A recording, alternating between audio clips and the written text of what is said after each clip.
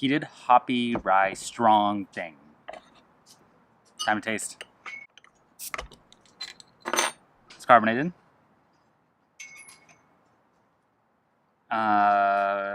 Good carbonation on this. Good color, the color I expect it to be. The SRM I was going for was, let me take a look, was 20. So that's about right. Nice brown sort of color. Was I had extra grain floating around, and I just thought, you know what? I'm going to throw in some peat and some rye. The rye is 11% of the grist, and I only did 1% of peat malt because I was really worried that this would get like way too smoky, overbearing. And I haven't used peat malt before, but I have heard and seen a lot of people who've used it and just not that happy with it because it can turn the smoke phenols can get a little too harsh. Whereas like if you have just a smoked malt, it's a little bit lighter and those harsher smoke flavors, probably less bacony, I guess you could say. And so I did really want to hop this, but I didn't want to do like the big citrus stuff. I want to keep it more on the earthy side of things. So I used a lot of spalt, 1 ounce for a gallon, which is quite a bit actually. And I did it at 30 minutes left in the boil. East Pilgrim also at 75 minutes. And yeah, the yeast was USO5, so it's a clean neutral yeast. But yeah, it was fun, just experiment to see what hodgepodge things I could throw in there.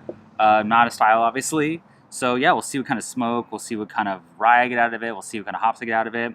I'm really interested. And I will link the recipe below in the description so you can see that as well. All right, here we go. Good nose on it, actually. The nose is more fruity than I thought it would be. Like a melon kind of in there. Yeah, I'm just getting a lot of fruit. I'm not getting any rye necessarily either off this smell. Not spiciness or anything. I'm not getting hardly any smoke, if at all.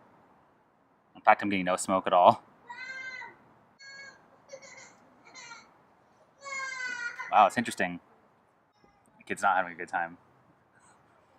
Wow, it's really hoppy. Wow, it almost tastes like a red IPA, I'd almost say. I mean, it's up there. The IBUs I had were 115, this says. So it should be pretty hoppy. But it's dried out. It dried out nicely. There's a little spice in there. There is. There's a little rye. It's coming through. It's actually really, really well balanced. There's not much to say on it. It's a good recipe to throw together. I probably would either up the peat malt if I really want to make this smoky, or just take it out entirely because I'm not getting anything out of it. But it's a good, like, hoppy brown rye ale. And it could probably do well with different hops as well. I like the Pilgrim's coming through a little bit, and the spalt, the earth and spice is coming through, but again, a little more on the fruity side than anything. Yeah, so I wouldn't change anything. I mean, for not being a style, very drinkable. It's pretty hot out today. It's probably 90 degrees here in Glendale. And, you know, it's pretty refreshing, actually. Odd, because, you know, you think it'd be meaty and dark, but it has a really nice dry, crisp finish. So yeah, happy with the beer, considering I had extra grain. I just threw it together. Great turnout.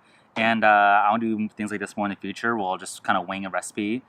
But anyway, yeah, the world is endless out there with beer making, which is why I love it. So get out there and do the same and brew more beer. And of course, subscribe and like and all that.